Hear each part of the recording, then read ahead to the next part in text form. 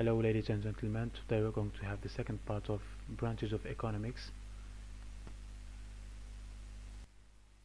In the last lecture we have seen the distinction between microeconomics and macroeconomics, and we have said that economists decided to split between these two branches in order to facilitate the study of the economy, which was a more complex field without this distinction.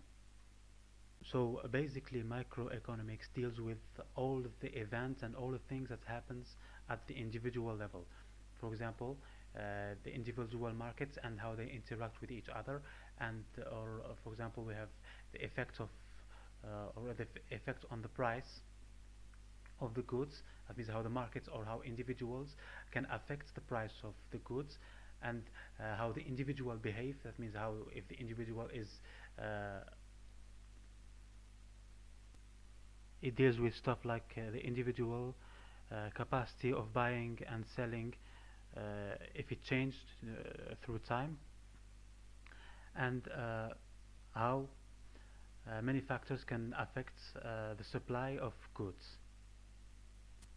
So basically it studies the economy from the point of view of details, and it studies forces like supply and demand that are basic elements that contribute in the functioning of the whole economy. However, macroeconomics studies the economic phenomena from the point of view of generalities، يعني من وجهة نظر للأشياء بصفة عامة. This is why it deals with phenomena like or stuff like the whole economy, and not only the small details that make up or that makes up the economy, but it studies the whole economy. يعني لا تدرس فقط العوامل التي تصنع الاقتصاد، ولكن تدرس الاقتصاد بصفة عامة من وجهة نظر كليات. So as compared to microeconomics, macroeconomics studies things like the whole economy GDP which means the gross domestic product أو المنتج المحلي الخام, and things like inflation معناها تضخم, or employment and unemployment يعني ظواهر البطالة أو وجود العمل. employment معناها وجود العمل, and unemployment معناها عدم وجود العمل, and things like economic growth or phenomena like economic growth معناها النمو الاقتصادي. If you take the example of unemployment أو البطالة, unemployment it's a phenomena that cannot describe the condition of one person. يعني هي ظاهرة لا يمكن أن تصف حالة شخص واحد. But when we talk about unemployment, we talk about the unemployment of a large number of people. يعني لما نتكلم عن البطالة نتكلم عن البطالة مجموعة كبيرة من الناس. And this is why we cannot take into consideration the lives.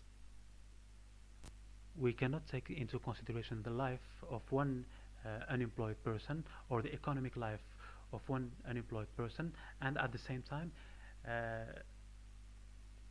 all the unemployed people in a given country. This is why microeconomics deals with the economic life of individuals and the individual markets and the behavior of individual consumer, and macroeconomics deal with the totality of or the whole of the economy.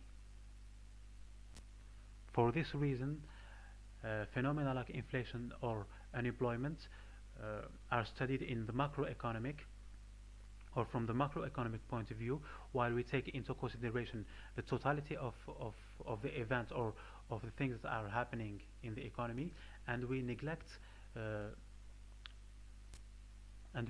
what happens to the individual. Another important distinction that is made in economics, it is the distinction between positive economics and normative economics. In economics, positive economics is the field that describes things as they are, or it describes the economic phenomena as they are. However, normative economics is the field that describes, or the field that can say how things should be. So the only role of positive economics is to describe and explain and formulate hypotheses and theories, and to study the reality. يعني هدفها الواحد هو دراسة الواقع، هو دراسة ما هو موجود. And this is why positive economics is objective يعني هي موضوعية and it focuses on fact يعني تركز على الأحداث التي وقعت and this is why or for such reason it is more scientific. However, the role of normative economics is not to describe what there is or how the economy is, but to prescribe. And the verb to prescribe in English usually means to tell to the other person what they are supposed to do. For example, a doctor can give a patient a prescription يعني طبيب يمكن أن يعطي للمريض وصفة أو يأمره بماذا يجب أن يقوم به. This is the meaning of to prescribe. So normative economics is its goal is to prescribe. That means its goal is not to study what there is, but to prescribe or to say how things should be. يعني هدفها ليس دراسة ما هو موجود ولكن هدفها تغيير. So this is what the difference between positive and normative economics. Positive economics is more passive. However, normative economics is more active. The role of positive economics is to study, but the role of normative economics is to not only to study but also to change things. يعني الهدف of normative economics هو ليس فقط دراسة الظواهر الاقتصادية فقط ولكن تغييرها أيضا. And this is why normative economics do not study only what there is, but it studies also what should be done. يعني لا تدرس فقط ما هو موجود كظواهر اقتصادية ولكن تدرس ما هي الحلول المطروحة وما هي الأشياء التي يمكن أن يقوم بها علماء اقتصاد لتغيير الوضع في بلد ما أو and for this reason normative economics is not only objective but it's also or can be subjective يعني ليست هي فقط موضوعية ولكن يمكن أن تكون ذاتية. That means we can give or an economist can give his opinion or his way of thinking that can influence or change the future.